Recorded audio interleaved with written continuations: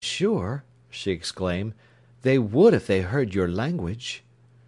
Her face seemed to shine again with joy and peace during the service, and all the time he was wanting to rage and smash things and cry. Afterwards, when they were leaning over the wall, looking at the town below, he blurted suddenly, "Why can't a man have a young mother? What is she old for?"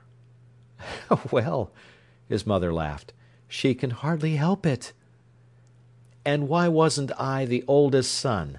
Look, they say the young ones have the advantage, but look, they had the young mother. You should have had me for your eldest son." "I didn't arrange it," she remonstrated. "Come to consider, you're as much to blame as me." He turned on her, white, his eyes furious. "What are you old for?" he said, mad with his impotence. "Why can't you walk? Why can't you come with me to places?" "At one time," she replied, "I could have run up that hill a good deal better than you." "What's the good of that to me?" he cried, hitting his fist on the wall. Then he became plaintive. "It's too bad of you to be ill. Little it is—" "Ill!" she cried. "I'm a bit old, and you'll have to put up with it, that's all."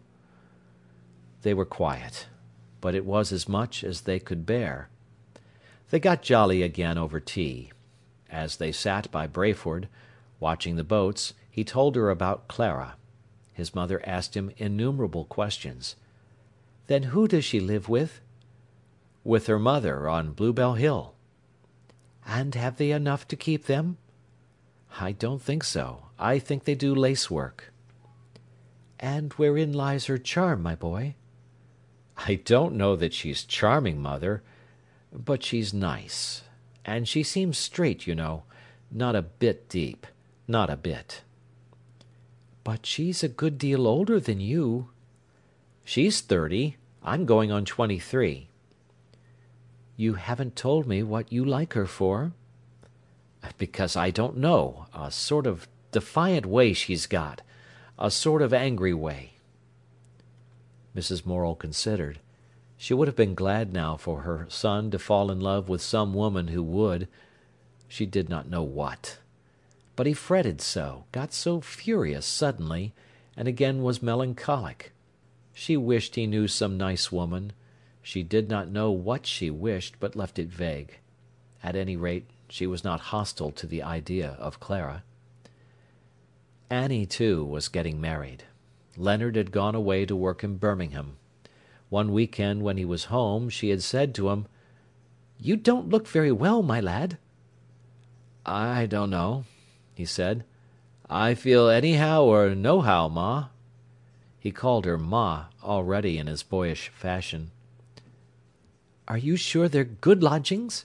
she asked. "Yes, yes. Only, it's a winter when you have to pour your own tea out, and nobody to grouse if you team it in your saucer and sup it up. It somehow takes the taste out of it." Mrs. Morel laughed. "And so it knocks you up?" she said. "I don't know." "I want to get married," he blurted, twisting his fingers and looking down at his boots. There was a silence. "But," she exclaimed, "I thought you said you'd wait another year." "Yes, I did say so," he replied stubbornly. Again she considered. "And you know," she said, "Annie's a bit of a spendthrift. She's saved no more than £11, and I know, lad, you haven't had much chance." He coloured up to the ears. "I've got 33 quid," he said. "It doesn't go far," she answered. He said nothing, but twisted his fingers. "And you know," she said, "I've nothing."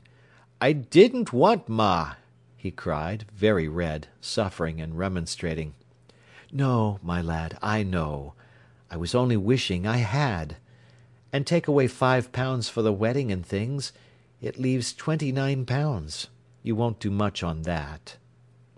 He twisted still, impotent, stubborn, not looking up. "But do you really want to get married?" she asked. "Do you feel as if you ought?" He gave her one straight look from his blue eyes. "Yes," he said. "Then," she replied, "we must all do the best we can for it, lad." The next time he looked up there were tears in his eyes. "I don't want Annie to feel handicapped," he said, struggling. "My lad," she said, "you're steady. You've got a decent place. If a man had needed me, I'd have married him on his last week's wages. She may find it a bit hard to start humbly. Young girls are like that. They look forward to the fine home they think they'll have. But I had expensive furniture. It's not everything." So the wedding took place almost immediately. Arthur came home and was splendid in uniform. Annie looked nice in a dove-grey dress that she could take for Sundays. Morel called her a fool for getting married, and was cool with his son-in-law.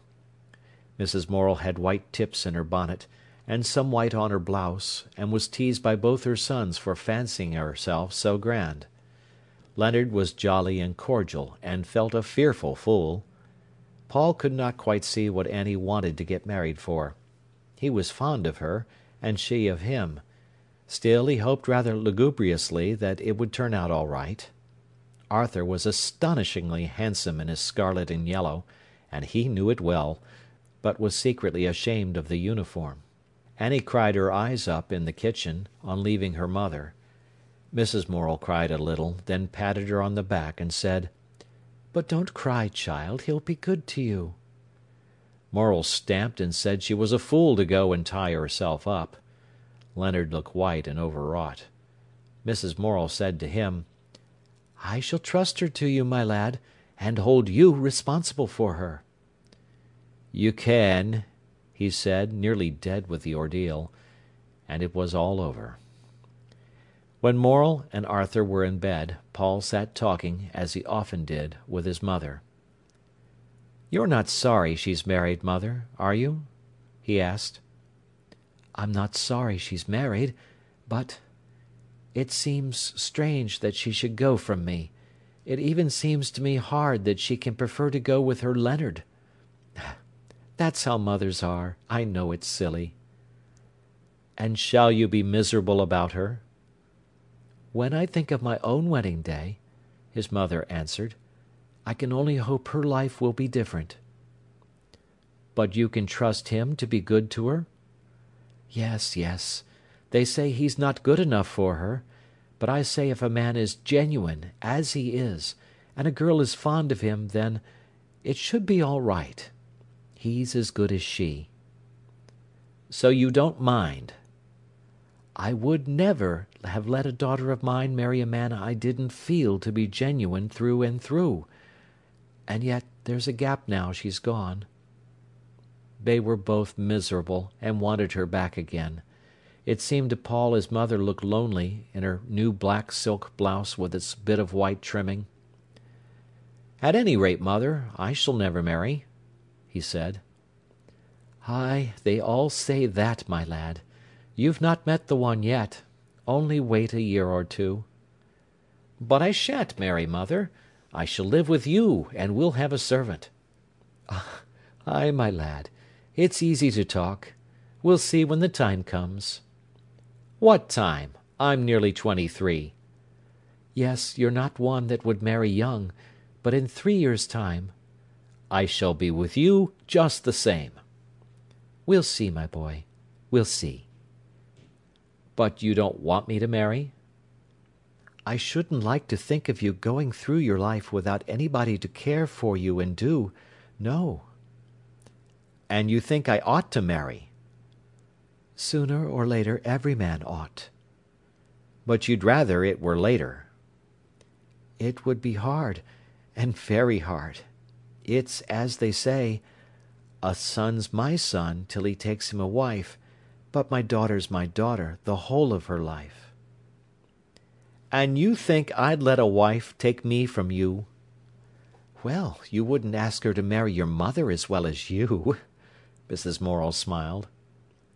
"She could do what she liked. She wouldn't have to interfere.